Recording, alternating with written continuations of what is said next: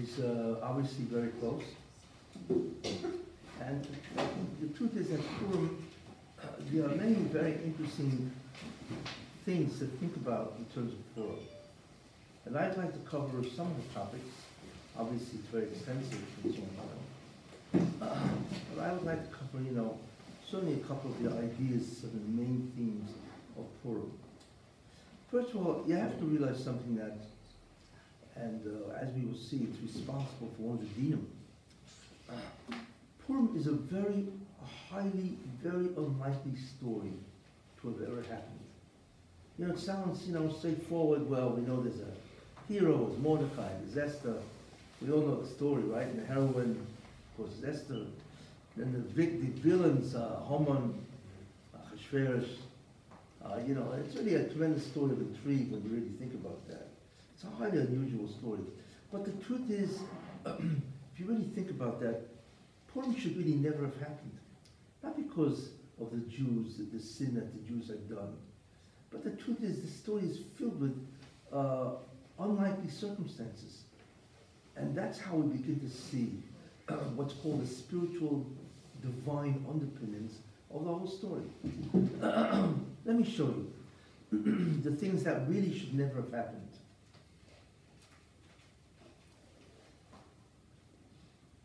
First idea is that the story starts off with, obviously, with a huge Suda feast. Ahasuerus, of course, is celebrating, or whatever he's celebrating, as I'll say, because the Beis Hamikdash was not built, and so on, But obviously they got really very lively and drunk. And Ahasuerus makes a request which in many ways is almost unheard of. He requests that Vashti appears, and that's really the beginning of the story. That shows you certain very interesting things. But he makes a request that he asks Vashti to appear, let's just say, in a very inappropriate manner. Okay, and we know what he wanted. And the question is he crazy? Nobody does that. I mean, we're talking about Vashti, who's the queen. For him to make a request like that is unheard of. Nobody would do that to their wife, let alone to the queen. Because if he does that to the queen, that's the end of any type of respect or authority. Could you imagine the King of England, I don't know, there is no King of England, but Philip, whatever. It says to Queen Elizabeth, well, you got to come out, how? Could you believe this? Nobody would believe this. This is completely barbaric and uncivilized. And the truth is, even barbaric, this is not even barbaric. People don't do that because minimally it destroys the authority of the queen. Yet that's what he did, you see. And I don't care if he was drunk. It doesn't make a difference. Nobody gets that drunk. And if they got that drunk, they would pass out. They would never do that. Think about that. We don't realize, but this kind of thing never happens. So that's the first thing. Second thing that never happens, is that Ahasuerus was not of royal blood. We know that. He was a general in the army. And somehow he rose to power. The one who was of royal blood was really Vashti. She was the real queen. She was a granddaughter of Nebuchadnezzar, whatever, see? So therefore, his whole claim to fame was really through Vashti. That's his whole claim. He was a nobody. Now, nobody was a general, that was it, Certainly to be the king of Persia. I mean, Persia was the greatest empire in the world after Babylon. And what does he do? He kills Vashti. Imagine that she is the only legitimate claim to the throne that he has. And he went and killed her. And also doesn't make a difference. And when he killed her, he was sober. So you can't use the excuse that he was drunk, right? Why would he do that? I mean, okay, he was angry enough for his insane request. Fine, okay. But you can't kill the woman. Without her, you're nobody. Yet he killed her. That's the second thing that doesn't make any sense. You see. Third thing that doesn't make sense. I'm just trying to show you how impossible the story really is. The third thing that doesn't make sense is that, okay, he wants to get married. He's a king, he needs a queen, right? So what do kings do when they want to get married, right? They don't marry commoners, except King George, whatever the guy's name, in 1935, when he married, what's her name, whatever her name was. You know, she was a divorcee. Yeah, Wallace. Who? Wow, yeah, whatever. You know, but kings don't marry commoners. They don't marry commoners. So because kings, what they usually do is they marry somebody who is a princess of some other kingdom. So what they can do is unify kingdoms. You know, it's a trade deal basically in many ways. You know, but so what does he do? He wants to marry a commoner, which itself doesn't make sense. That's not the way things are done. That's a third thing. Then we have a fourth thing, is how does he decide to marry the queen, the commoner? So how do normal Jews do? They go to a shach. You know? This guy comes up, and this probably was the original, you know? He decides to have a beauty contest, you know? I mean, this is good for America. This doesn't go on in kingdoms like Persia or whatever. They don't do it this way. So you're going to throw a beauty contest? That's the fourth incredible idea. And then, of course, who wins? Esther. Now, why was that unusual? Because Esther was like 70 years old according to Chazal. And she said she had a green complexion, you know? I mean, he must have loved the color green. Why else would he marry her? Why would anybody marry a 70-year-old woman? I don't care how great she's chesed and she's an incredible smile. You know, it's like marrying your grandmother. Why would a person do that? So that's also impossible, you see. That also really could never have happened. And that's number 5. Then all of a sudden, as they say, luck would have it, right? What's the luck? Mordechai happened to overhear Bixen Viserys plotting to kill the king. Can you imagine being in the exact place at that point? And of course, they didn't speak Persian. They spoke some other language, right? And because he was a member of the Sanhedrin, right, he knew the language, correct? So he just happened to be at the right time, at the right place, right? By a plot being uncovered to kill the king. What an incredible muzzle. What's the odds about that? And I don't know, what's so strange about that is usually when people plot to kill a king, right, they don't speak loud. It was obviously loud enough to hear that Mordechai could hear this. You know, and even if they felt nobody would understand the language, you still don't do that. You're talking about killing the king, that's the greatest act of treason, right? For which, of course, is immediate death, you know? So how in the world did he hear this? That's number 6, you see. And then what's number 7? Imagine, right? You go over to the king and you save his life, right? You think the guy would ask you, well, what can I do for you, right? I want to pay you back for saving my life. He didn't do anything for Mordechai. I mean, what kind of ungrateful wretch is this guy? Guy saves his life, right? And the king does nothing. We know that because it's only later on that somebody tells him, by the way, you never rewarded Mordechai, right? Which means he never rewarded the guy. I mean, what did he do? He forgot about what Mordechai did, and he knew it was Mordechai because she told him in the name of Mordechai, right? B'Shem Mordechai, right? So he knew it was Mordechai. So why wouldn't the king reward this guy, Mordechai? You see, it also doesn't make any sense. That's number 7. Fine. Then, of course, Haman grows in stature. That can happen. Obviously, he's a very bright guy. You don't appoint the guy Grand Vizier who's a dope, right? So he's a bright guy. You're talking about the second most powerful man in the Persian Empire, which, by the way, is basically the whole empire of the earth. It's 127 Medinas, you see. So what happens? All of a sudden, one night, right? And then there's a whole intrigue, you know, and Esther wants to have a party and so on and so forth, because she's going to confront Haman. In any case, all of a sudden comes a night, and the king can't sleep, right? Now, usually if the king can't sleep, what do? Give him some tea, some warm milk, or whatever, right? So he wakes up, right? Now, if somebody can't go to sleep, you know, what do? Like I said, you know, they'll take tea. I know what the guy's got in his castle and so on, palace, whatever, and so on. So what does he request to be read? Imagine he wants to read the tax chronology of Persia. Right? This is the fascinating thing that he's got to read in the middle of the night. Why would anybody read that? You don't even read that in the day, let alone at night.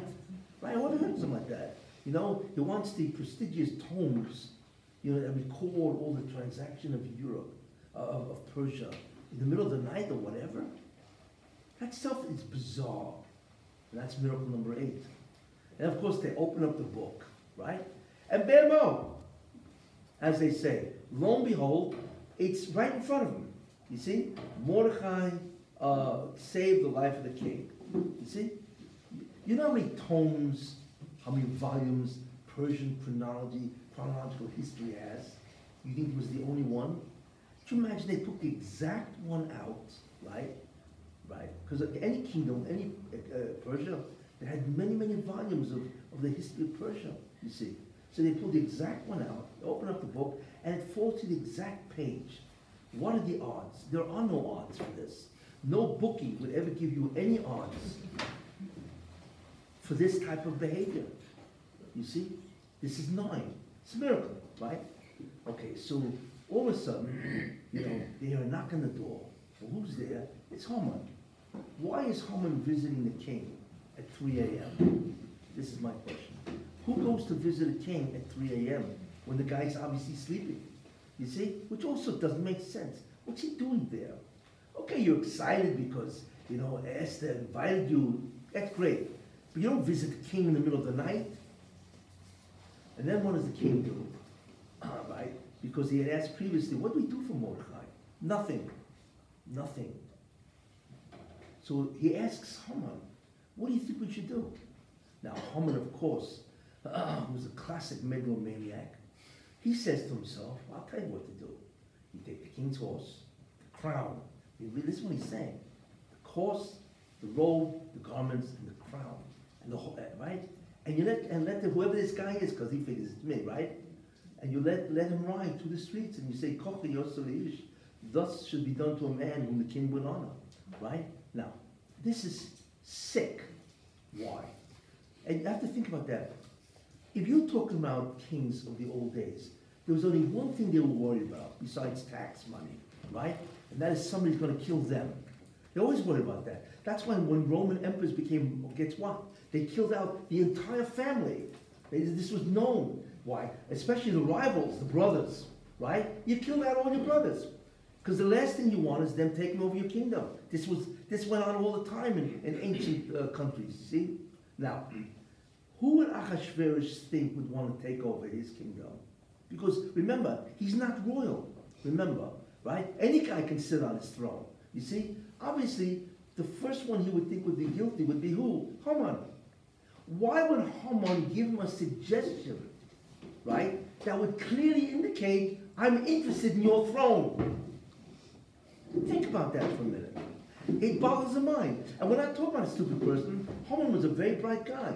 Yet he's giving him a suggestion that would incredibly arouse the suspicions of a king of Persia who anyway suspects everybody from trying to take over a throne, since anyway he's not royal. Yet that's what Haman does. You know, it defies logic. How a person could possibly do that. I think that's miracle number 10. You know, if you're counting and so on. But just take a look at all this, see? And of course he does that. Now, the next miracle, you know, you want to honor a guy, fine, no problem. But you don't honor a guy and then debase your grand vizier.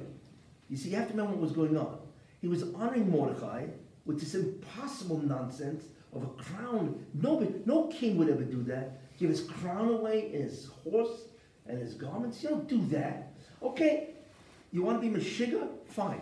Right? You want to be crazy? Okay. So what you do is you honor Mordechai, but you don't debase your grand vizier. That's what he did. By having Haman carry, right, lead Mordechai, it wasn't just an elevation of Mordechai, it was an incredible degradation to the grand vizier. You see, we're not into that, you see, because we're not kings, we're not politicians or whatever.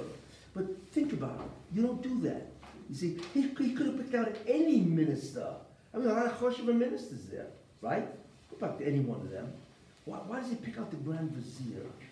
This is the interesting thing. Then, of course, he finally gets to meet with Esther and so on and so forth.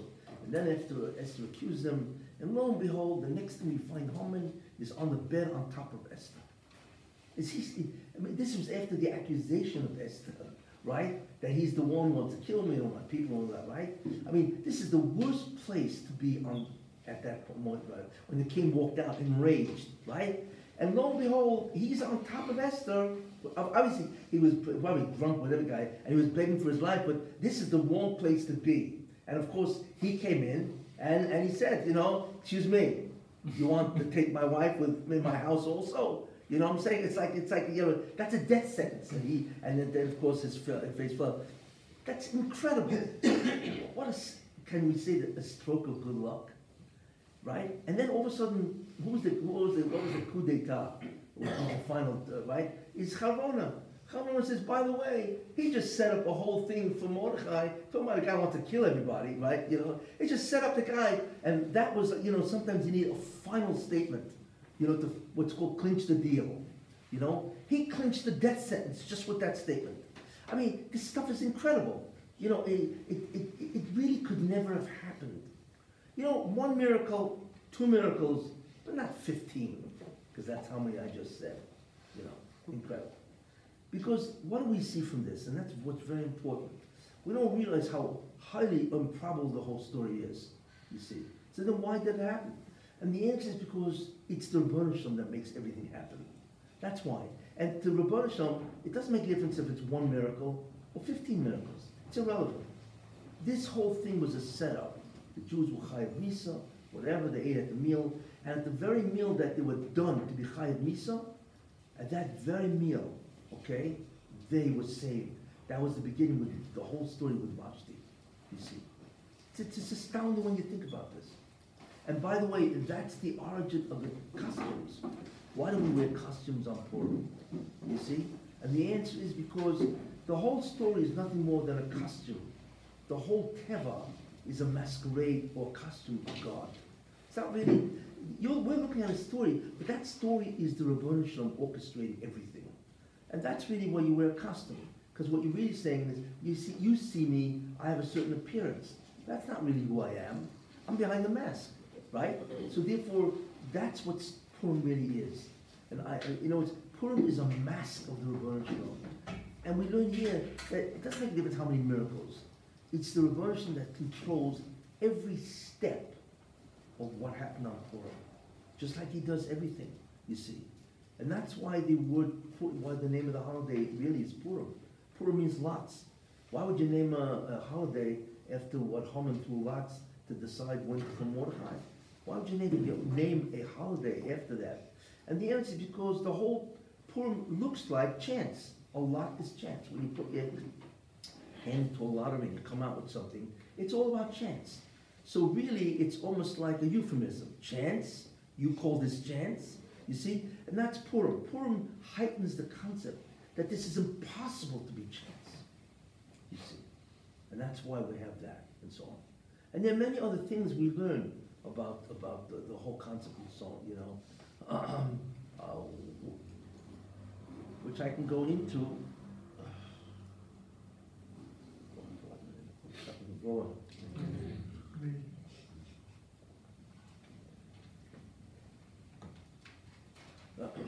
In any case,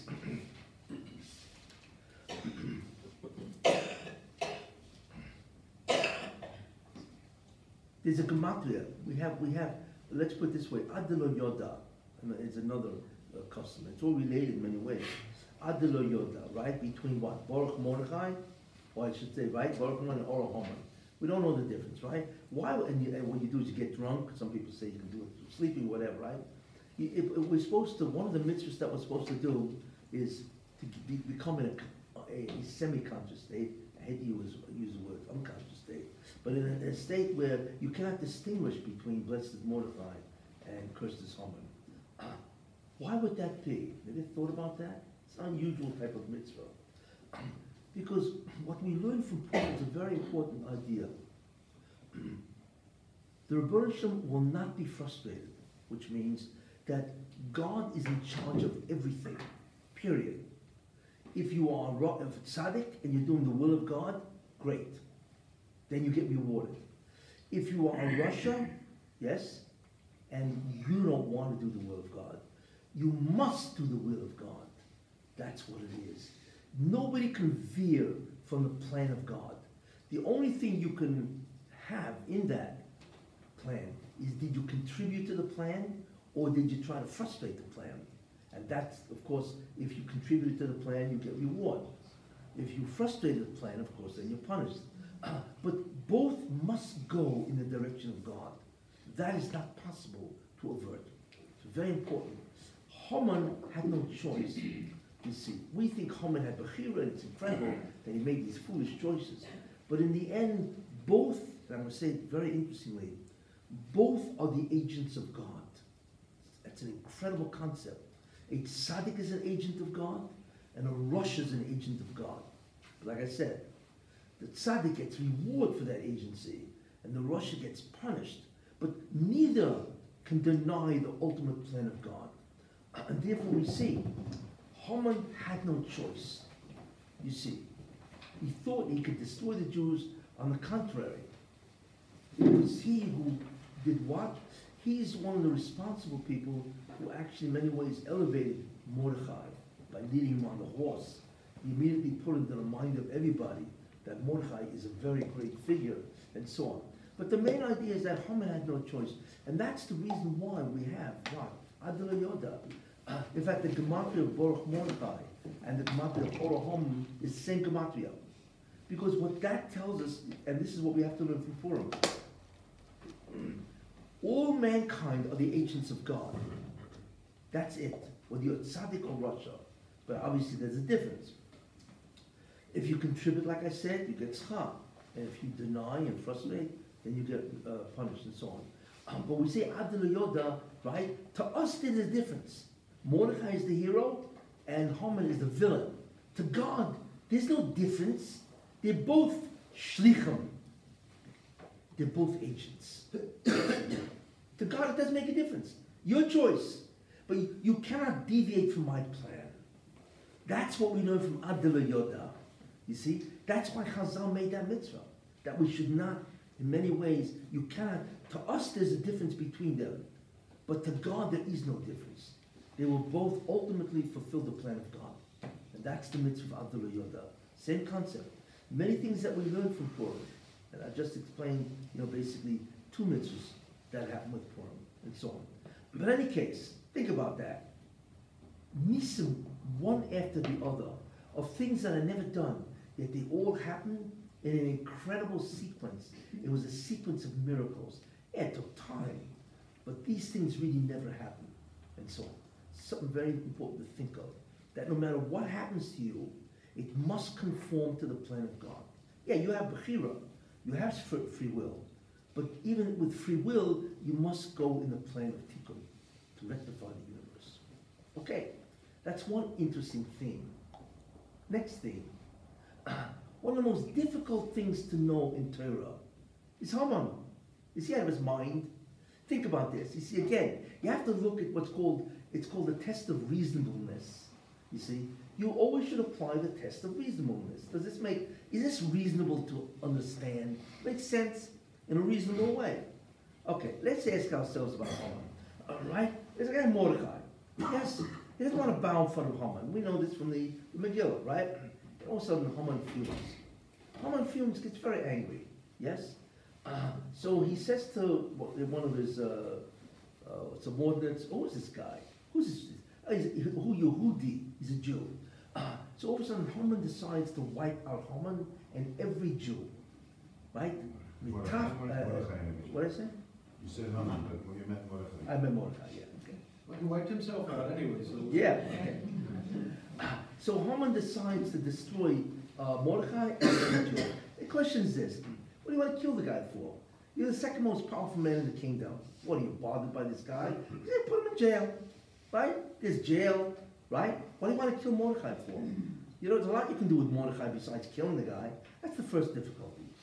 Okay? Second difficulty. Okay? You want to kill Mordechai?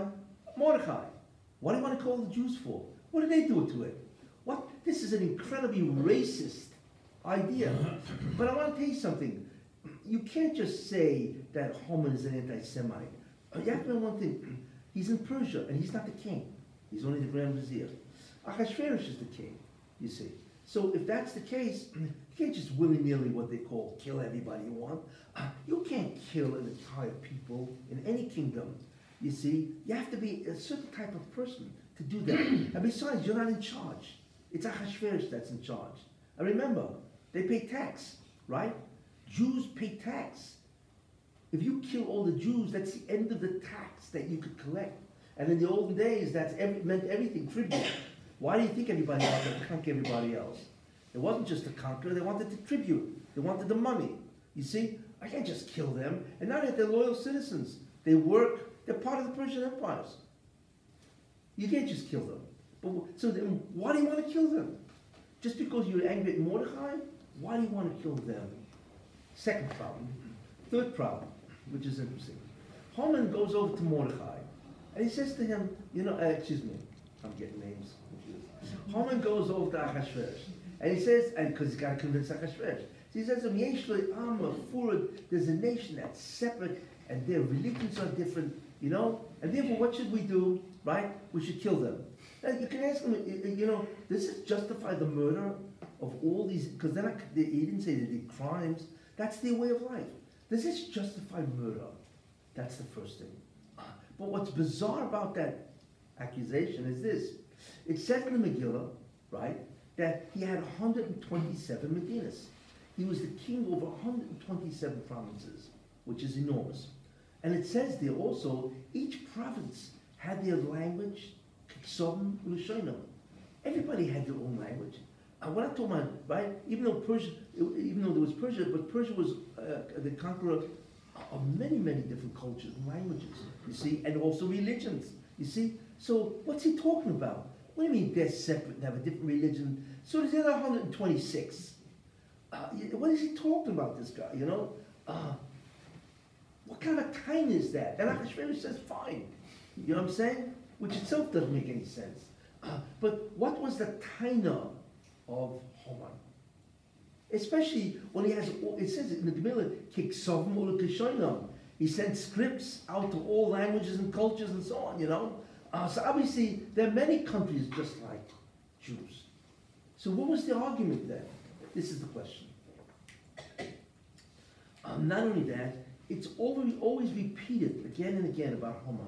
You see, it gives the lineage. Ish, Ben Hamdasa, gives a whole yichus there, But if it did it, so it does it once, fine. But it repeatedly does that throughout the Megillah.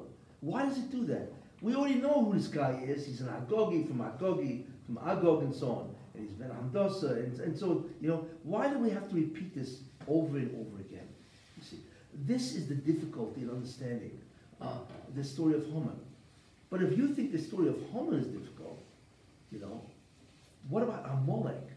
Amalek makes no sense. And we know Haman is an Amaleki. Obviously, he's a Amalekite, right? Let's take a look at Amalek.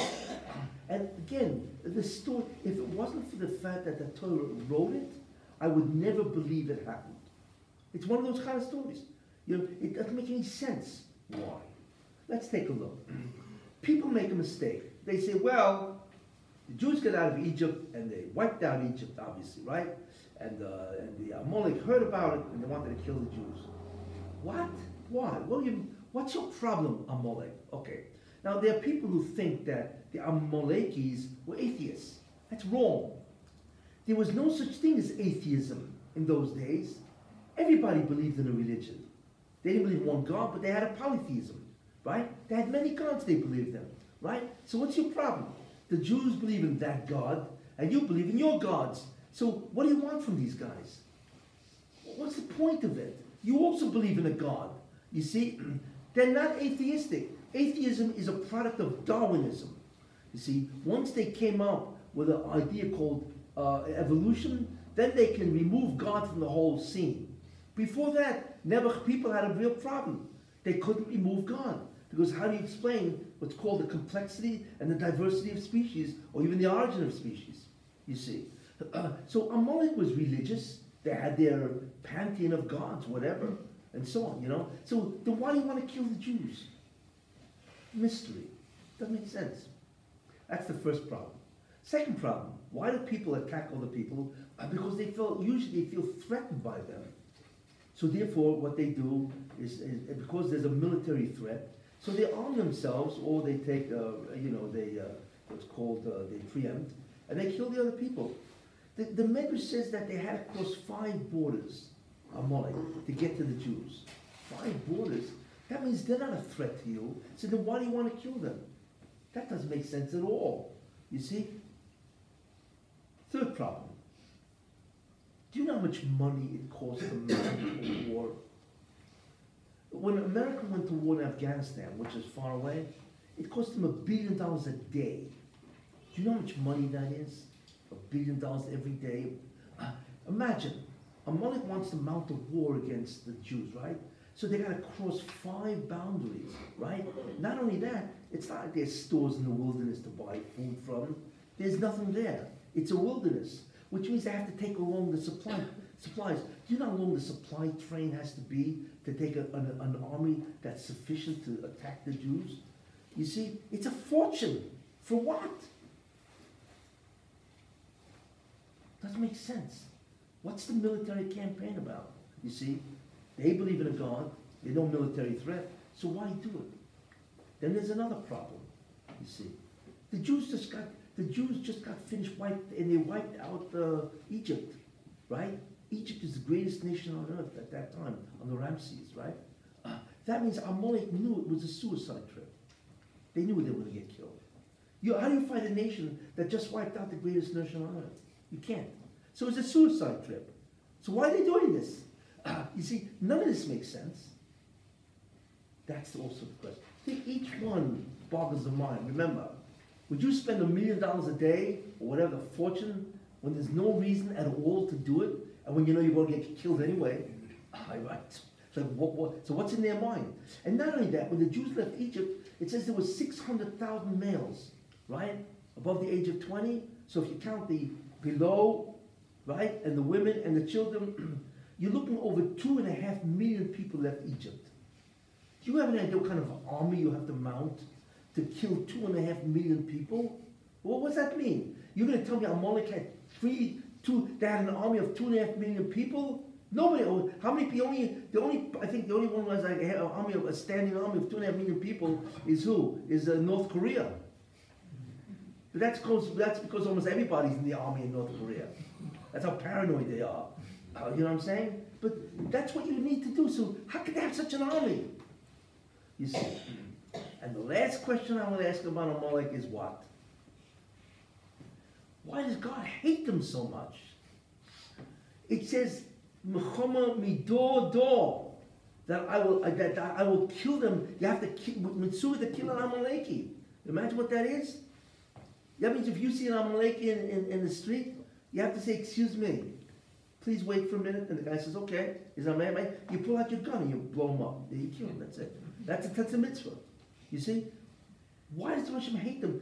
There are many people. Look what the Egyptians did. Yet the Hashem doesn't say that to Egypt. He says, right? You should not hate the mitzvah or whatever.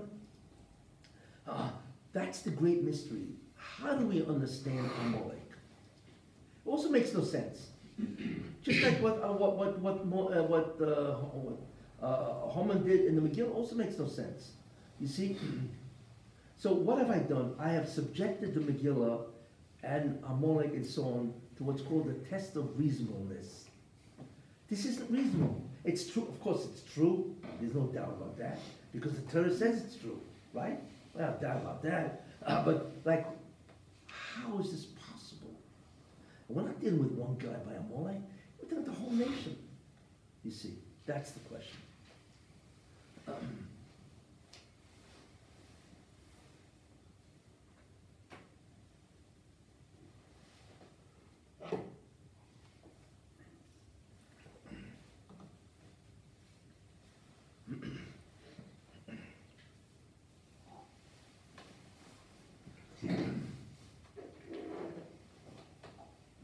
Man is a very interesting creature.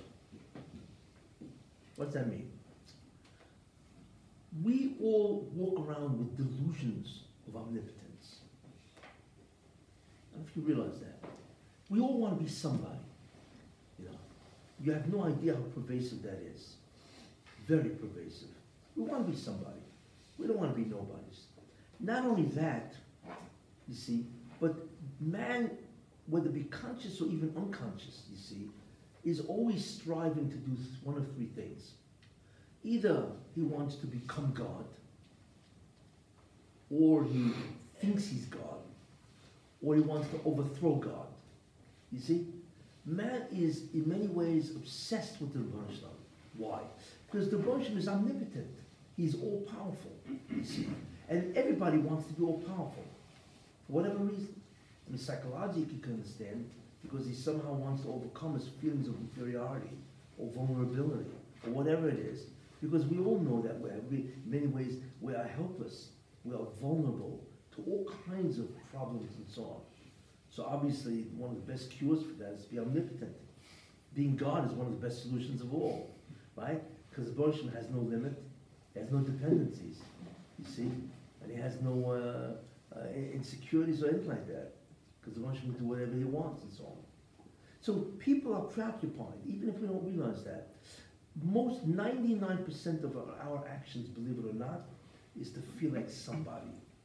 You can't believe how pervasive that need is, and so on. But I'm not going to go into that. That's more psychological and so on. Now, where do you see this? Think about that. Adam Rishon, right? Go back to the first man. What did Adam Rishon want to do? Right? He wanted to be God, right? When Chava ate from the tree, right before she ate from the tree, what did the Nachash say? The snake, who was the mouthpiece of the serpent. He said, "Be some kill him. You'll be like God." What? You mean it's a way of being like God? Yeah, eat from the tree. That was the argument. And Rashi says that what the Nachash said, the snake said, right, is that's how God became God. You know, he ate from the tree, which of course was an incredible sheker. But that was the temptation. So he tempted Chava by saying, "Hey, you can become just like God. You see? All you have to do is eat from the tree." God says don't eat from the tree. Yeah, because he doesn't want any rivals. That's why. You see? It's amazing what the Nachash said.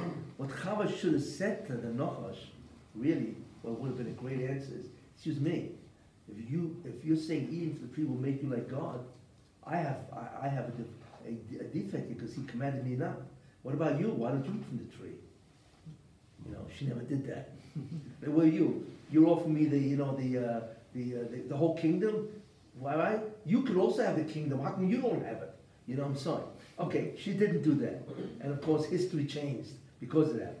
But that was the temptation. You would be like God, right? And then, of course, she went over to Adam and repeated the argument. Even though by that time, she knew that the whole thing was sheker, was false, because she wasn't like God. As soon as she bit into that, she knew the whole thing was over. It was a fraud. It was a sham. Whatever. Anyway, Adam bought into that argument. Same thing, because they both had a desire to be God. You move ahead along in the Chumash, and then we have the Mendel Babel. What are they trying to do in the Tower of Babel? Overthrow God, right? That was their preoccupation, right? And it's amazing. A whole society, right? They're all united, and they have nothing better to do than overthrow God. I mean, incredible thing they thought they could do it. In other words, if they believed in God, then how do they think they can overthrow him? You see, because God obviously is in heaven. How did he get up there? You see, he must be much smarter than we are. So, like, what was their thinking? Could you imagine? And all of them are up there in the tower. However it was, you know what I mean? 1,000 feet high, right? In the World Trade Center, right? And they're all up there trying to kill God. I mean, they are the. I'll tell you one thing. If there was a psychiatrist who lived among them, right, he would never have a dearth of patience. He would have the whole society to treat. They're crazy people. But what was their matorah? Their matorah was to do what? Was to war with God. You see, overthrow him. Right? Okay, it's the second preoccupation. Then the third preoccupation, right, is Purim. Moshe Rabbeinu says, you know, God says, take my people out. So Paro said, who is God? Who is God? You know, I am God. Because every Pharaoh believed he was God. You see, why is that? Man is always preoccupied. Why? Because the concept of a person always wants to overcome his sense of inferiority, his sense of vulnerability. Because he realizes he's vulnerable. In fact, infants have what's called a delusions of omnipotence. Until they learn, obviously, that they're not omnipotent, and they need their mother and the father and so on, you see? Because the greatest threat to man is that he realizes he is not omnipotent, and therefore he has to struggle with real life to survive. I don't get into the whole psychological barrier, but it's critical, and that's why everybody's involved. Maybe not directly being God and all that, because they already removed that possibility, you see? But everybody's involved in some way asserting, confirming self, to confirm self. Anyway, but the ultimate idea of that is to war, to believe in God and so on, you see? This is the problem. However, man is stuck. What does it mean stuck? Because he believes in God, you know? In the old days, they believed in God. You see, so since the nature of man is to war with God, see, then he's stuck. He has no exit. He believes in God, which means he has to submit to God. Once you believe in God, once you believe he's omnipotent and so on, then you're stuck. You must submit to God. But it's very hard. Why do you think people find it so hard to listen to authority? Because we don't want to listen to anybody. Because that proves to us really that what? That we are inferior. You see, that's what it's all about. But so therefore man is stuck. So what did mankind do? Mankind is brilliant. They invented 10 different strategies. It's called to have your cake and eat it too. That I can actually believe in God and do whatever I want. And the amazing thing is that each of these strategies ultimately is a religion. And you begin to understand what religion did. Every religion except Judaism has provided an exit. What does that mean? Where they can believe in God and still do whatever they want. Let's take a look. And I will give you 10 strategies. It's fascinating to realize what a religion really is. Because they always have to leave some type of what's called, some type of a loophole. So they don't have to listen to God. Even though they believe in Him. And they worship Him to a certain extent. Let's take a look. Okay, the first greatest strategy is called atheism. You know, a guy says, I don't believe in God altogether, right? So what he just did is he knocked God off the map, and then he can do whatever he wants, right? Of course it's nonsense, because the greatest proof, bar none, of the existence of God is the complexity of the universe, the complexity of the human life, of 100 million life forms. That's how many there are. The complexity is impossible for chance that brought that about. It's the greatest proof of all. And anyway, there's just no refutation to that. So therefore, but an atheist somehow has convinced himself there is no God. Okay, that's bizarre. So the second strategy is agnosticism, where a guy says, listen, I don't know if there is or not, right? But I don't know, I'm a stupid. So until somebody comes and proves it to me, I'm going to do whatever I want. You see? So that's an incredible strategy. So now he can do what he wants, you see. The third strategy is Aristotle, where Aristotle says, of course God created the universe. Although his concept of create means they exist simultaneously and so on, you know. But God has nothing to do with the universe. Nothing. He couldn't care less what you do. That's beautiful, because I can believe in God, I can do what I want. You see? That's an incredible strategy. Right? Each one allows me to do whatever I want. Okay? So that means God has nothing to do with the universe. That's number 3. Number 4, right? Okay, there is a God, yes, and He's powerful, but He's limited. He's limited. God is not omnipotent. Bilam. Remember the Moshe said to Bilam, who are those guys outside the tent? Right? So Bilam said to himself, that's very interesting. Then God is not omniscient. He doesn't know everything. Oh, so if He doesn't know everything, then I can do whatever I want. He won't know anyway, because He's not omniscient. You see? That's how much Bilam thought. You see? So that's number 4. That God is not omniscient, 1, or He's not omnipotent. And there's tremendous apicosis. A guy wrote a book, you know, why do bad things happen to good people? It was terrible apicosis, you know. And his major thesis was that God is limited. The reason why bad things happen to good people is because never God can help Himself. You see, He's limited. He can't stop it. You see, and that's how he was able to live with himself, whatever the tragedy that he had and so on. You know, but that's a 4th strategy, that he's limited. You see, and therefore, if he's limited, then I can do whatever I want. 5th strategy. Okay, he's not limited. But you know, there are two gods. That's Zoroastrian, right? There's a God of good and there's a God of evil. And guess who's going to be my Rebbe? The God of evil. You see? Because he's going to protect me against the God of good. This is a whole religion. This is called Zoroastrianism. Think about that. We're not talking here about some little local belief. This is a religion, a major religion of Persia a long time ago. You see? That's the concept of there are two gods. You see? And therefore, the two gods, hey, my Rebbe is going to be the God of evil, not the God of good. You see? Wow, it's protected. Right? So that is number 5. Number 6, right, is polytheism. Polytheism is you believe in many gods. You see? Why is that convenient for man? Because, like Greece had like a pantheon of 50 different deities. You know, whatever, Zeus and all these guys and so on, right? And all of them were quibbling with each other. They were fighting with each other. You see, so therefore, a guy says, you know, you ever hear the, you know, whoever does the Kule Beis Shammai and the Kule Beis Hillel, right? You know, so he picks and chooses the things that he would like to do from all the gods. So how can you go wrong? Because in every case, he's always got some god on his side. You see? So that's polytheism in many ways. It benefits a person by being able to do whatever he does, because whatever he wants to do, there's always some God out there that wants him to do it or couldn't care less. That's polytheism, you see? And that is number 6. Okay. Number 7. Showing you the incredible strategies where you can have an exit, you see. Strategy number 7 is what? Okay. Where man has the Rabban Shalom, God himself, doing the evil that he wants to do. Wow. And the Greeks did that. They had their gods doing what? Stealing and lying and raping. It was incredible. Their gods were doing this. So what do they have to be? You know what it says? Lidamas bedrochav. You have to imitate God. Right? They said, okay, fine, I'll imitate God.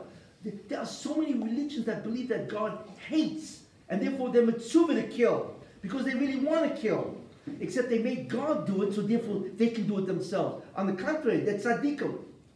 You see, I mean, look at the twisted logic, but that's what they do. And the Greeks did it, you know, they had their, you know, and there are many gods. I hate to say it, but Islam is part of that, right? Where they believe that their God, whatever, it's Allah, whatever they call it, and so on, you know, you gotta kill the Jews, you know, you gotta kill, wait a minute, God says you have to kill the Jews. What do you want from me? You see? So therefore, they can do all kinds of evil in the name of their God. So that's number 7. Strategy number 8 is, okay, no, that's not God, but you know what God did? The avoider is evil. You ever see Baal Peor? I mean, Baal Peor had a very unusual, you know, without getting too graphic, you know, they would relieve themselves in front of their God. I mean, what kind of an avoider is that, you know? I mean, you can try to ask, so what kind of a, you know, but when you have the avoider, in Roman times, a great deal of the service was zimo, was nus. You know what I'm saying? All kinds of sexuality. Why? Because what they did is they made that the avodah. So then what do you want from me? Adrabah. If I do the avodah, it's a mitzvah. You see. It's a, you know what I'm saying? It's a brilliant strategy. And it's done so many different times where you make the avodah itself vicious or evil. You see? So that's strategy number 8. Is that 8? Yeah. Okay. Strategy number 9. God changed his mind. In the beginning he said, this is the way you do it. But it's too hard. You know, so I have charata. I'm going to change my mind. You now have to do something else. That's Christianity. Where God saw that the Torah was too difficult. Who can do Taryag mitzvahs, right? So therefore he changed the whole thing to one mitzvah. Believe he died for the sins. That's it. And that's what Christianity is. They abrogated the entire Torah. You see? So basically a Christian just has to believe, right, that he died for the sins and you're okay basically. That's a whole religion. There's 2 billion Christians who believe that. You see? So that's the 9th strategy. Where God changes mind. It's called replacement theology in their terms, you know, where God replaced the Torah with their Torah, right? The Torah with their New Testament. He replaced, right? He replaced the Nevuah, and so on, you know, and he replaced the Jews. Some of the Jews, Christians, so on. And then there's a 10th strategy. What's the 10th strategy? 10th strategy is, it's the most brilliant of all, right? Where normally you want to do tshuva, right? You got to do tshuva. So what do you got? You got to do chotasi, ovisi, poshati, and you got to mean it. You know what I'm saying? You have to mean it. No. But what happens if I give the power of tshuva in the hands of a priest? Oh, wow. This is gewaldic. So you go in and say, a guy says, listen, I stole a horse. So the priest says, okay, $50 to the pishka, to the tzedakah box, right? And I atone for your sin. It's gewaldic. It means you can buy off people because everybody has a self-interest. See, and in the Middle Ages, this was called indulgences. You know, it was haywire. The Catholic Church was worth a fortune because everybody said, "What do I have to do tshuva for? I just give the guy tshuva." Of course, the guy said, "Of course, he won't do it again." Yeah, sure, right? But the thing is that the man himself had the power to atone. That's the critical concept, you see. And if the priest said atone, you atoned, and that's it. You see, and the Catholic Church was making a fortune on that. And that's brilliant. Where man can forgive, you don't need God to forgive. See, in Judaism, God, you know, it's the Rebbeinu Shalom. That's what Yom Kippur is all about, right? You can't bribe God, but man can always be bribed. Anyway, you got 10 incredible strategies. What was the strategies for? How to exit. That even though I believe in God, right, it's still possible for me to do whatever I want. Because the clash is always between the self and God.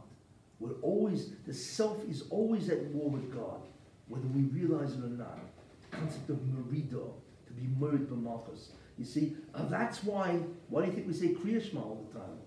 Kabbalah's own Malchus Shemayim. Because the tendency of man is always to be married, not to be makabel, you see. Now that we understand, we begin to understand this. Avraham Avinu, right? Avraham Avinu, you know, he destroyed the idols. He was preaching one God. Why did they want to kill him for? You know, why want to kill him? So lock him up or whatever. But Avraham Avinu was a very dangerous person. Why? Because he defied something. What did he do? Because every religion, like I said, right? What they do is they believe in many gods, right? And they believe, you know, it's not that they believe in God, but they believe many gods. Avraham Avinu came along and said something radical. He says, wait a minute. First of all, there's only one God. There are no other gods. So forget about running to them. You see? The second thing is that this God is righteous. He's moral. He's just. And you are accountable. Nobody can hear that. Why? Because it didn't provide mankind with an exit. This is the problem. So Avraham Avinu, it wasn't just that he was preaching there's another religion called monotheism. That's one thing. But what he was doing, he was taking away the ability of mankind to have an exit. You see? Because if there's one God, and not only that, you can't bribe him, right? You're accountable. He's omnipotent and omniscient and so on. And you're accountable, as I've said, right? And he's righteous. He's just. He's moral. Then it's terrible. What are we going to do? You see? Therefore, Avraham Avinu had to die. Avraham Avinu was a tremendous threat to the concept of religion at his time. You see? Who inherited what Nimrod wanted to do? Amalek. Now you begin to understand Amalek, and it answers all the questions, you see. What Amalek did was unusual. Of course Amalek had their own pantheon of gods. They were polytheistic. Everybody was under the Zara. But they realized that there was something about Jews that was incredibly threatening to the human race. What was that? Because what the Jews said, there's only one God, number one, and he is just, moral, righteous, you see, and that you are accountable. What they did, what the Jews, they realized, is they left no exit. That's the problem. And therefore, they were willing to kill the Jews, even though they knew it was a suicide mission. You see, that's really what they were about. Because it makes no sense. Like I said, you know, why would, they were polytheistic, but the Jews were not only monotheistic, one God, but their kind of God was nothing like they've ever encountered, and it was an unbelievable threat to mankind. Just like Avraham Avinu, same idea, you see. Not only that, the threat of Jews wasn't military, it was ideological, it was theological, and they could not tolerate that, as you will see, who who was the person who arose, who mamish did the same thing. In any case, okay. Not only that, it's a fortune. It was worth a fortune to fight the Jews not to have that shita. And that's really what their shita was, and so on. And therefore, the incredible thing on Amalek is they were willing to commit suicide. That type of understanding of God, religion, must be stamped out, you see. And therefore, even though it meant the death of them, which it did in the end, and it was only Yeshua was killing them, and the Banshim, it was it was a divine decree, don't kill them. That's what the Banshim said.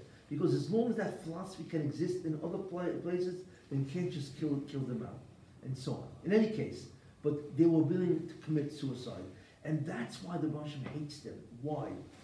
Because it's not only that they were willing to die, they wanted to kill the Jews because of that theological view, you see. They were willing to kill themselves. Suicide. That's the greatest mockery of all, you should know. Why? It's one thing if you don't believe in God. Okay, you'll wake up someday because you're going to take a look at the complexity of the universe and it's beyond belief, you know. But to believe in God and to mock Him, you see, by, okay, we believe in you and then we do what we want anyway, that's the greatest, churban of all. Very dangerous. In fact, you see that from the word Amalek. The Rosh Hashanah says the word Amalek is Ol Malchus Lo Kiblu. The kingdom of heaven, Lo Kiblu, that's Amalek, right? They didn't accept. It doesn't say that they didn't believe in God. They did. But they made a mockery of accepting the commandments of God. They did not accept Ol Malchus. Instead, they did what? They compromised the entire concept of Ol Malchus. And that is really the terrible, terrible threat of what Amalek is. Haman is an Amaleki. He knew what originally, he comes from the same tribe that wanted to kill the Jews. But he figured, hey, you know, the Jews, but they don't believe in this stuff anymore. All of a sudden, along comes a guy, Mordechai, right? Now, Mordechai, he's walking, Mordechai should have bowed. Why? Because a person should be interested in himself, his self-interest. So therefore, it would have made sense for Mordechai to bow, to try to curry favor with Haman. Makes sense. But Mordechai didn't bow. That means Mordechai believed that he serves a God that he has to put away his self-interest because God is righteous and just. You can't exit and do whatever you want. You need to serve God. So that's why I said, who's this guy? And the guy said, a Yehudi. So Haman said, wait a minute, you mean the guys that my ancestors tried to kill, they still believe in this stuff? Where God will supersede any of their own desires? And even though Mordechai should have bowed to me, because it would have made sense. Then I would have liked him and I'd do him favors. But he didn't, because he can't go against God. You can't exit God. You have to worship the real God. You see, you can't compromise with God. So when Haman realized, wait a minute, they're still doing this stuff? Wait a minute, that's what my ancestors killed them for. So that's when he said, I not only have to kill Mordechai, I got to follow my ancestral traditions. Right? I got to pick up the Yerusha. I got to kill them all. You see, therefore, that's why Haman wanted to kill everybody, because he realized the Jews still hold what they originally hold 1,000 years before. I got to pick up the slack. My forerunners failed. I need to do it. I got to pick up the slack. I got to kill them all. See? So what he simply did is he followed the tremendous mission to destroy the Jews. And that's why he wanted to kill them all. You see? And that's why the Megillah keeps saying the Yichus, Haman ben Agag, Dasa, and so on. Why? Because it's telling you, it's not Haman doing it for himself. It's Haman following the traditions of Amalek. That's why it keeps bringing his Yichus. You see? We just have to hear it once, that's it. But since he's doing this for his people, he's following the Shita of his people, the opinion of his people, it keeps telling us it's not him only. He's following, this is a classic Amaleki that wants to kill the Jews for the same reason. And now we understand beautifully. It goes over to who? It goes to Achashverosh. And he says, wait a minute, there's a nation that's different than all of us. It's separate and so on. So Achashverosh could have said to him, what's your problem? I got 127 countries. They're all different. No, but Haman said, no, you don't understand. None of them have, every one of them has an exit. Jews don't have an exit. They believe in a God who's righteous, just, virtuous, and so on. And we're accountable to him, and we can't bribe him. Forget it, there's no exit. We must do what he says. There's no way we could do whatever we want to do and still believe in him. That's the greatest threat to the world, you see.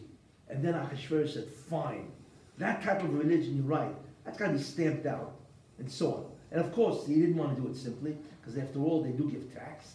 So Ahasuerus, Haman handed him a fortune, 10,000 talents of silver. They estimated today's value to be over $100 million. He was fabulously wealthy, you see. And of course, $100 million even then goes a long way, you see. So obviously, once he wasn't worried about the money, so then, okay, then let's kill him. Because even that doesn't make sense. Why would a king kill Jews for nothing, you see? And that's the concept of what Haman convinced them, you see. Now, if you think all of this, wow, it's incredible. I mean, Haman, the story of Haman is what? When did that happen? The story of Haman? It happened approximately 300 BCE. That's like 2,300 years ago. This doesn't happen today. You see, this Shiur of Amalek, this doesn't happen today, where the Jews are the most dangerous people alive. Excuse me. It happened 70 years ago. Hitler, Yamach Shemai. Do you know what that was really all about? What was it? Why did this man hate the Jews? I mean, his hatred for the Jews was beyond comprehension. It was absolute. Why? I'll tell you why, which is a very important idea. Hitler wrote a book called, in 1923, if I recall, Mein Kampf. In that book, he says why he hated the Jews, and why he believed they have to be killed, literally, just like Amalek. You see, what was the reason?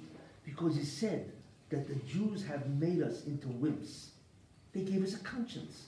You see, the Germans felt, right, the Aryan race, the Superman, Nietzsche, you see, they had this incredible delusion about who they are. In fact, even their national anthem, Deutschland über alles, you know, and so on. What do you mean, Deutschland über alles? Excuse me, what, are you crazy? Why do you have to be über alles? Why can't you be mit allen, as they say, you know, with everybody? What's this über alles? Even that national anthem reflects megalomania, you see. So therefore, Hitler hated them. Why? Because he understood the theology and the message of Amalek. What was that? That there's no exit, you see.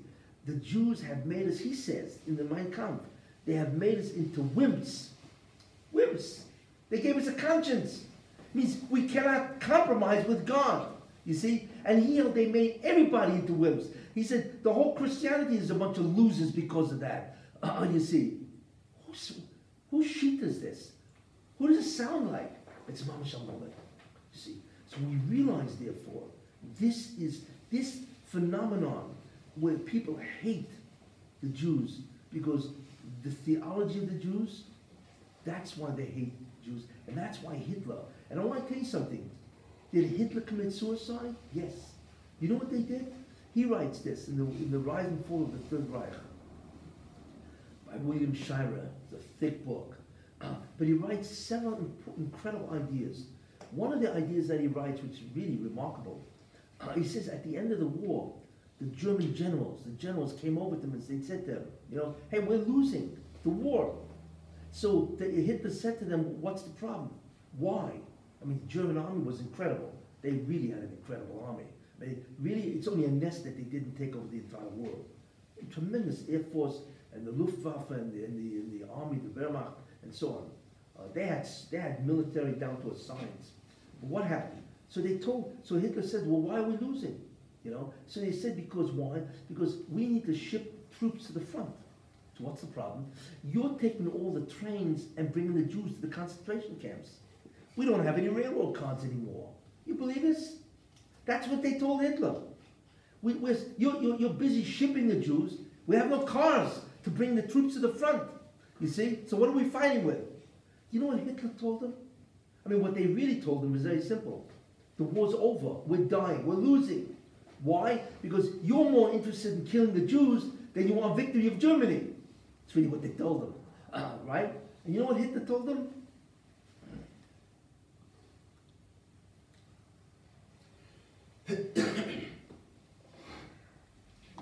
He told them, get lost. But he said it in German. Arrest mit dir, whatever he said. What is that supposed to mean? What does that mean even? Hitler held that the destruction of the Jews is a greater cause, right, than the victory of Germany over the world. And it's impossible to believe. Why? Because remember Hitler used to say, remember the Third Reich will last for 1,000 years. When it lasts 1,000, not even going to last more than 3-4 years. It's over with, which is remarkable. That's suicide, isn't it? Doesn't that sound like Amalek to you? He would rather lose the war, right? He'd rather lose and have the Jews killed, right? Than have victory for Germany, which doesn't make sense. Because if you have victory for Germany, they can certainly kill the rest of the Jews. But whatever it was insane. What does that show you? He's willing to sacrifice Germany to kill the Jews. That's mamish exactly what Amalek is. In fact, Hitler was probably, if you know the code for the Germans, there was a whole code between the Megillah, it was said a long time ago. I don't know if you remember that code. It's incredible. But from that, there's a code in the Megillah that clearly indicates that Hitler was Haman, his 10 ministers were the 10 sons of Haman. Clearly indicates that. And one of them was the daughter.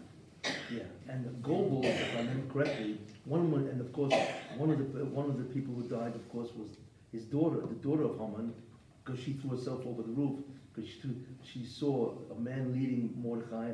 So she didn't see it, but she saw a man leading another man on the king's horse and all that kind of stuff. So she thought that the man leading, whoever was on top, would be Mordechai. So she took the garbage, which in those days was real garbage, you know, and she just threw it over and it landed on her father. And when she realized it was her father, I mean, imagine Haman leading, you know, not only is he mavuyish, terrible degradation, or Grand Vizier to be leading some Jew, right? And now she throws the garbage. So it said she was so distraught, she threw herself over the balcony and killed herself. You see. So the interesting thing is that there were 10 ministers, actually there were 11, but one of them, I think it was Goebbels, he committed suicide because he took a piece of cyanide, which they all carried, and he swallowed and he killed himself. Goebbels never really stood trial. And Goebbels was a cross-dresser, transvestite. That's who he was. And so that's a giggle of the daughter. But in any case, this is a whole cone of the. I could tell it to you if you want to know. I think the Belzer Rabbi was the one who. Whatever. But it's clear. Germany is Amalek. Hitler was Haman. The 10 ministers are his sons, and Goebbels, of course, is the daughter. And the famous line, of course, is Julius Streicher, when they were hanging him, right before they hung him. You know, he was one of the people of the Hitler's regime. He said Purim Fest, which was recorded in Time magazine. And nobody knows what he meant, but he obviously saw the incredible analogy here, where not only Hitler's dead, all 10 ministers, which are the 10 sons, and they're all being killed, you know. But he actually said the word Purim Fest. Anyway, without getting into the code and so on and so forth, this, we see a reenactment of the whole concept of Amalek. It's a very important idea.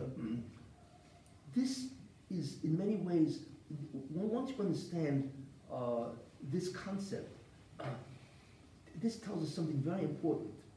Why is there anti-Semitism in the world? You know, yeah, people think, you know, I mean, the most common reason people say is because they're jealous of the Jews. Okay, they say it, right? They say the Jews are this, the Jews can control that, the protocols of the elders of Zion, all this falsehood and so on, you know. But that's not the real reason why there's anti-Semitism. The real reason why there's anti-Semitism, Chazal say, because they ask, why do they call Har Sinai, Sinai? Why do they call Mount Sinai, Sinai? So the Chazal say, because from there, sinah went to the world. Hatred of the Jews went to the world. That's what the Chazal say. The question is, what does that mean? What do you mean? Because we got the Torah at Mount Har Sinai, therefore that generated sinah? The answer is yes. What we see is, yes, they don't hate Jews, they hate God. They hate the God that the Jews promoted. That it's one God, He is righteous, just, virtuous, moral. Not only that, he's omniscient, omnipresent, and so on, omnipotent. Not only that, you are accountable to him. You see, that's what they hate. Mankind hates the Jews because we are the ambassadors of God that represent that particular theology. And that is the exact theology that Amalek said and Hitler Makshemai. That's why there's real anti-Semitism.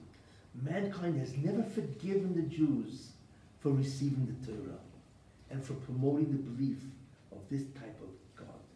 It's a very, very profound concept of the real origin because it's against the nature of man. Remember, man always struggles. Self versus God. Who's the boss? Who will win? And this has been going on throughout history, you see. And in the end, we learn something very important, that what Judaism fundamentally believes is you cannot compromise God. You ever notice in the Torah, it always says, Kasher Tziva Hashem es Moshe? You ever notice that? Why does it say so many times, Kasher Tziva, as God commanded Moses?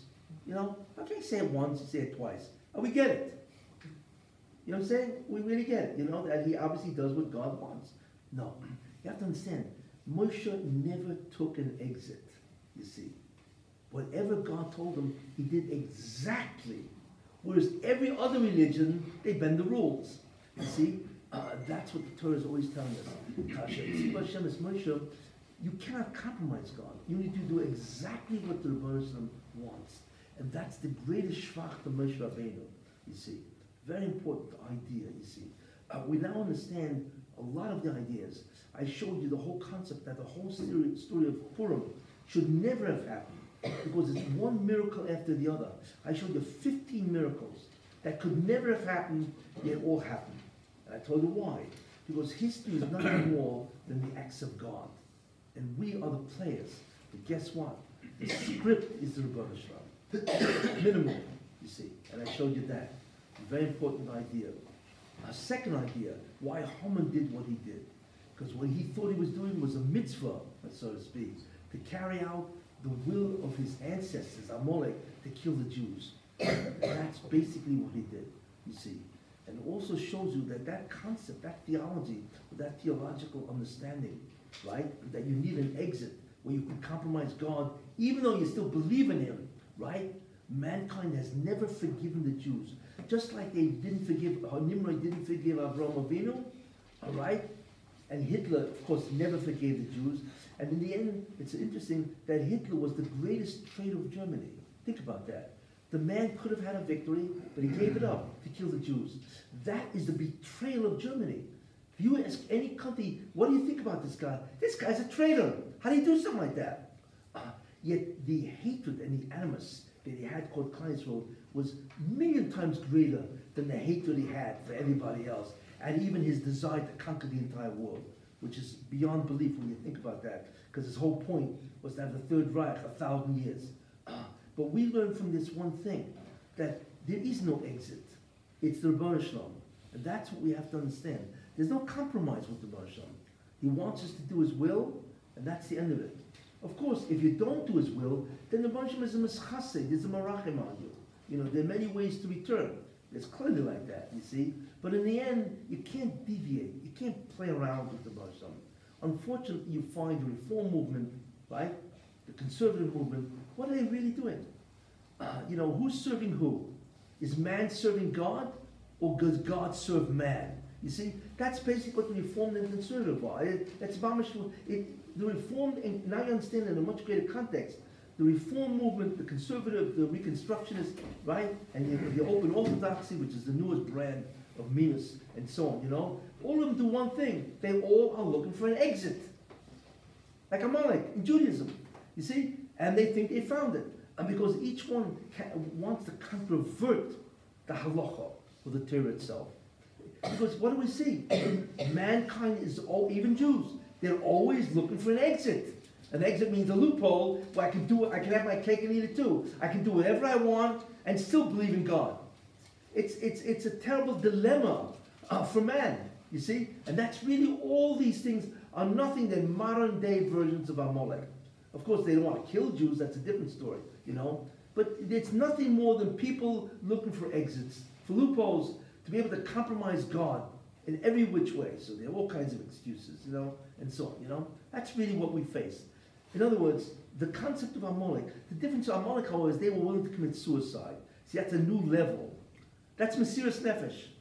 That's a new level. That Amalek is Mesiras Nefesh. You see, and that's why the Baruch Shem says, I gotta wipe these guys out. Because that kind of thing you can't tolerate. They're willing to die for this stuff. You see? So that's what we realize. Don't think Amalek is gone. What they did, the hatred that they have is the exact same thing. It's being done every day of the week. In Eretz Israel, especially in America, all over the world. And that's what we have to take home, a main message of Purim. You need to do the will of God, which is the complete will. Of course, you make mistakes, fine. So that's why you have tshuva. You have vidui, charot, and kabbalah al-osed. You see? Fine, okay. Nobody's going to say nobody's perfect. But you can't want to deviate from the Ratzon HaBorei, you see. And you certainly cannot lead other people astray. That's a chaytin of machdis of Rabbi. A sinner, and he makes other Jews sin, you see. And that's what we have to be careful of. And that, in many ways, is an essential message of Purim. There are other messages, which too long to go into, but that's one of the most important. This concept that Amalek, unfortunately, is alive, he's well, and he's kicking today. Thank you. Amalek is not a specific group of people. It's everyone everywhere. Yeah, I mean, today really there's no Amalek. They've been intermarried. I mean, there's no nation called Amalek, But Amalek has been elevated to a theology, to a shita. See? And that's why Germany, and that's why, because that was the whole World War II, kill the Jews. You see? In fact, Hitler was not interested really, take over Europe and kill all the Jews, because the Jews was his primary enemy. That was his focus. And how about Iran? I will say Iran now is that like that. I'm like shifted to Iran. Like how well do they fit into that mold? Iran would be Yishmael. Would be the Arabs. Well, the Arabs are really Yishmael, but Iran would be the evil of Yishmael. By the way, Yishmael is doing tshuva. I'm not going to get into that, but if anybody wants to hear any of my other stuff on current events, you can either do YouTube, you Google TorahThinking.com, or TorahAnytime.org, I think, but you could follow the current events. It's much too long. But the reason why this is so important, because we are living exactly what Amalek did. We have all kinds of enemies outside that are trying to compromise Judaism. I heard them say that Arafat was What was that? I heard they said that Arafat was Amalek, or people said. No, he's Ishmael. Ishmael. No, of course not. Ishmael is an Arab. Raised in Islam. That's but look, each one has its. Islam tries to. Each one tries to do. Amalek wants to kill the Jews. Islam wants to what's called overturn the Jews.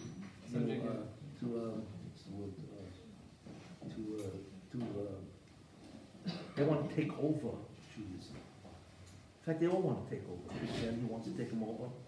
They want to be the. Why do you think? It's funny, the concept of Adam. Adam means man, And why is Adam Atim Kuyim Adam? You are called man. Why?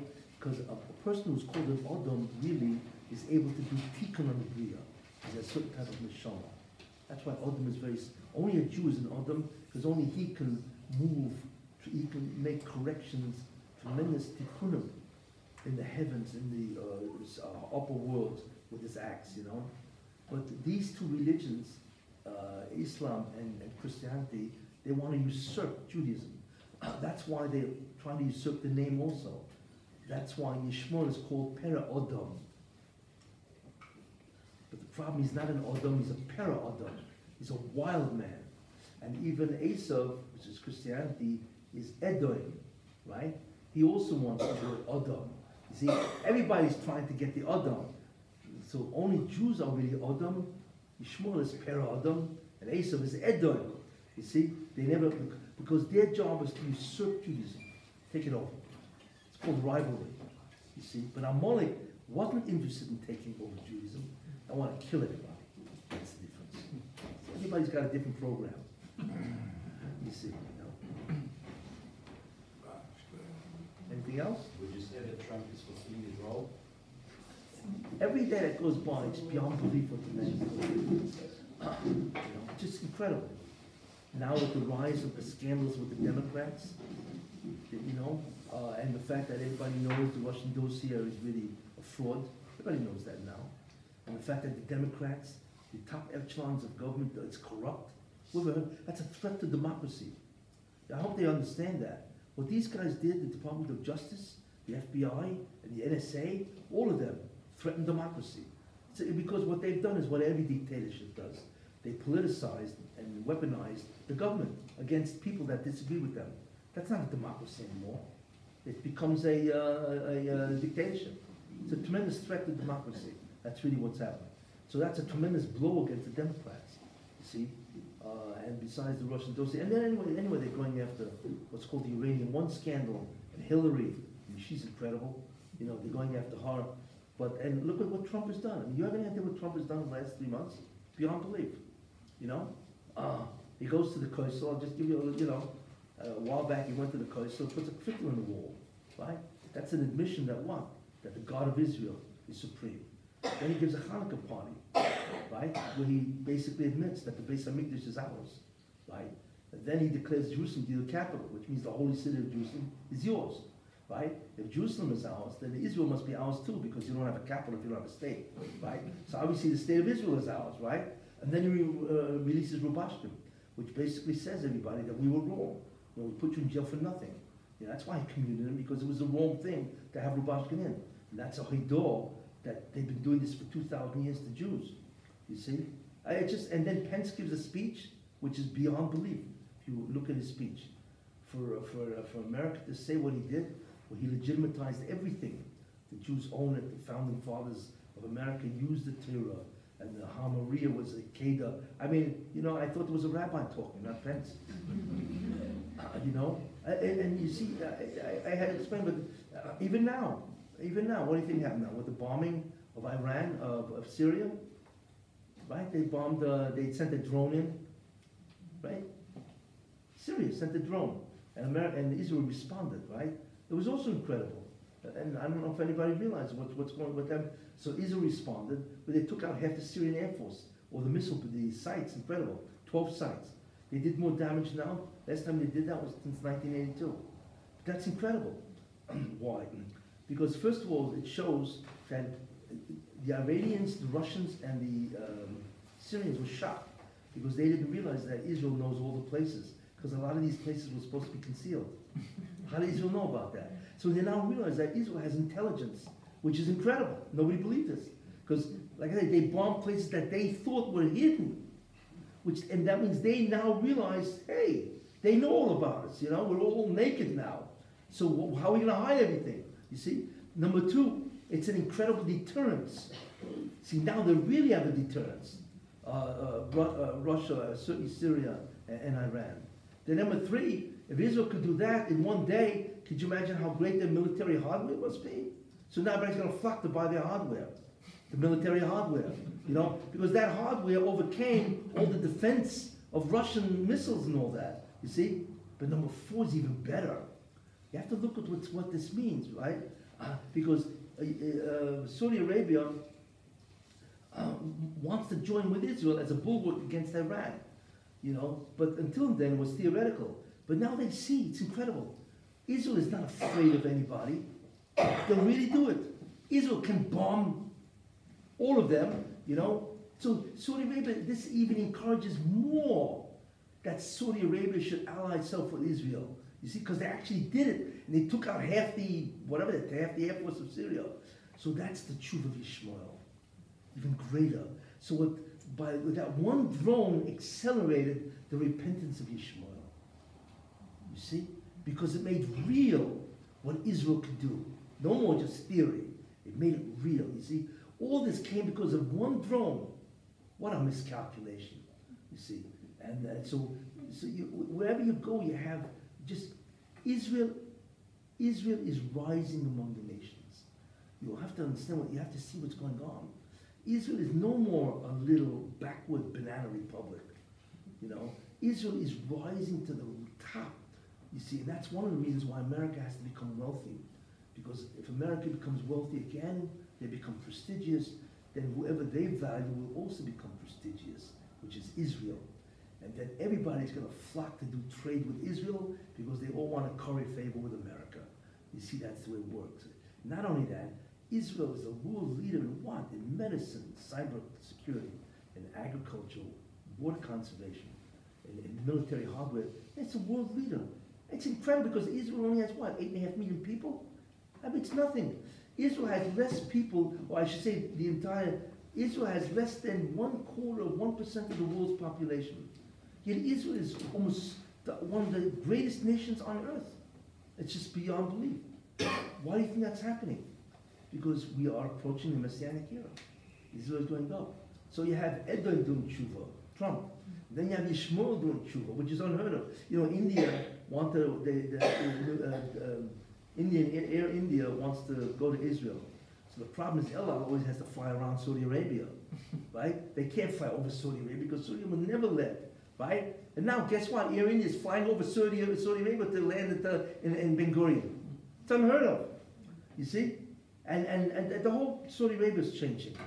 Mohammed bin Salman is doing tshuva. That's what he's doing. He's getting rid of the Wahhabis. There's a great deal of stuff, but it's astounding to watch what is happening. Al-Bashir is slowly taking out all the enemies and raising Israel in terms of the sophistication of the civilization and so on. The only thing he's not doing, he hasn't done yet, and that's the Ikar, is the Ruchnius. He must bring back the Jews to the Torah. Because that's the main redemption. In Egypt, the whole point of getting out of Egypt wasn't just to get out of Egypt.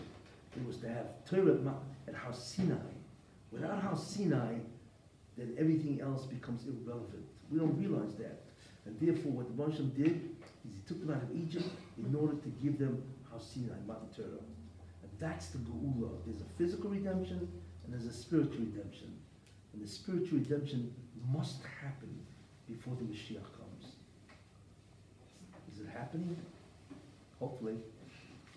But there are things that also indicate something like that. Yeah? In our days, where do you see the Arab versus Amalek? The Arab versus Amalek? Yeah.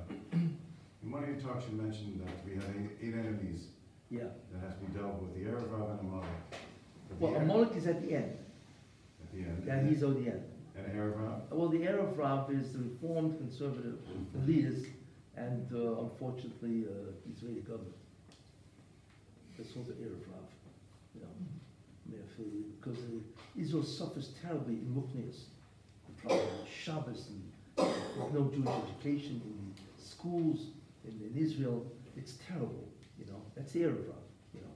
But someday that will go. It's interesting to watch that the police have recommended indictment against, is this the beginning of the end? Who knows? You mentioned in your talk also that Hashem, as a divine decree, let Amalek continue through the road. Is it you see? Divine decree of what? Let Amalek live with Yeshua, Yeah. with Yes, all the yes. stories that go on with Shiur. Yeah. Is there an understanding of why he lets them go to the end? Because Amalek. Because that is the greatest of evil you can do.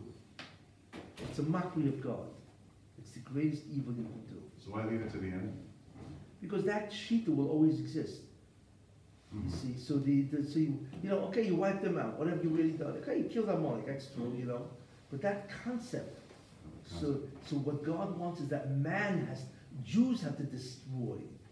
You see, that's the avoid is for the Jews to destroy that theological position. And therefore it has to still exist.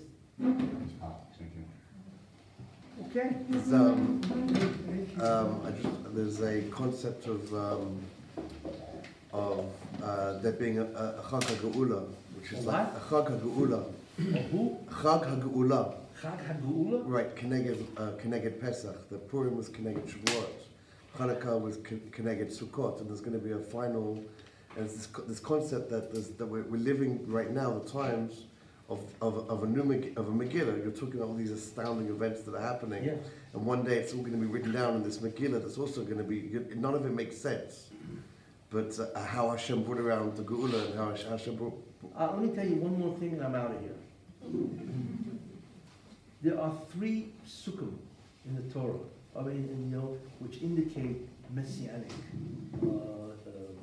program. One is V'nahaprichu, like Megillah, right? And it was overturned in one shot. Haman went from being the Grand Vizier at night to being hung 2 days later. That's V'nahaprichu, which is incredible. That's messianic. That's redemptive. When overnight, it's like in a blink of an eye, it's overturned. The second thing, okay, is Even Masu Haboinim, the one that the builders despise, Hoyusel Rosh Pino, or the stone that the builders despise, Hoyusel Rosh Pino, became the cornerstone. You see, and that was Mordechai. The Haman despised him in Achashverosh, and overnight he became the cornerstone. He became the Grand Vizier. You see, so and you see that also by Trump. Overnight he was elected. Nobody thought he would, and Evan Marshall, everybody hated the guy. And he still became president, right? Because that's the classic messianic approach. But the third pasuk is Hisyatzu Ru'u.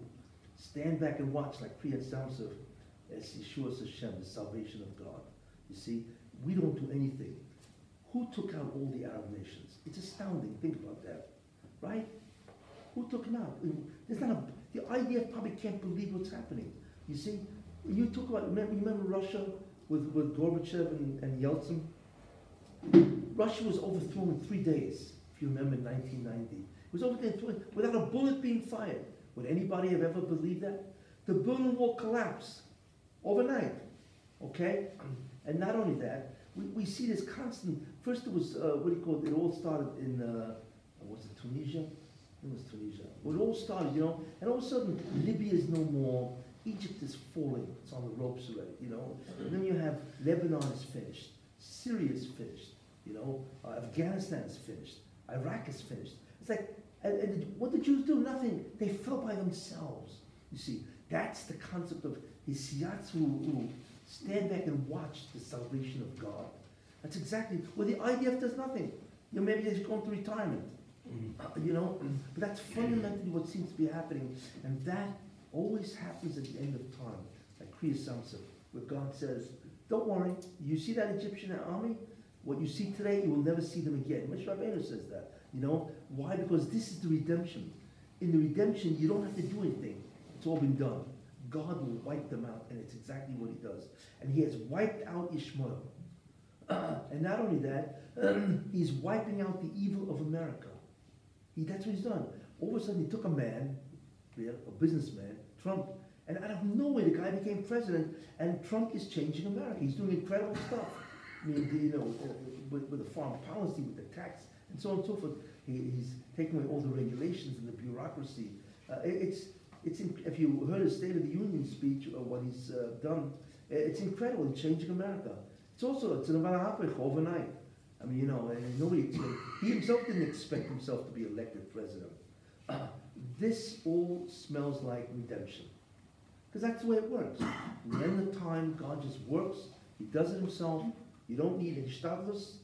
The Ishtadlus has been the 4,000 years of Avram Avinu, has been the Asurin and the Golas, 2,000 years of Golas. We've done what we can. Judaism is always on the ropes. It's already on the ropes. It's fallen so bad. There's so many Jews that have gone and so on. And what the Baruch was saying, it's over with.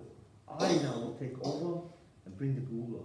And then you see that. What's happening now is, whoever heard that a president should take away $285 million from the UN?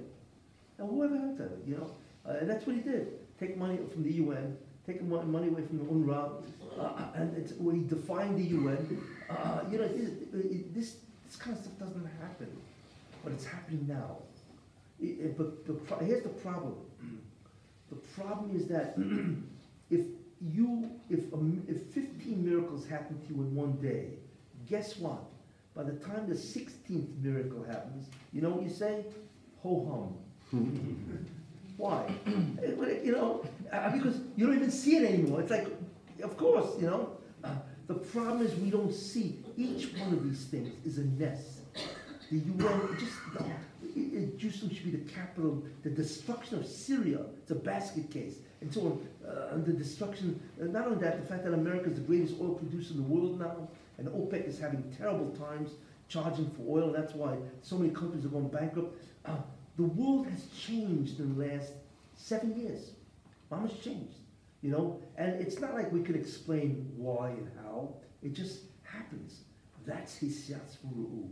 And that character, that midah of the Rajam, when he does that, is messianic. That's what's happening.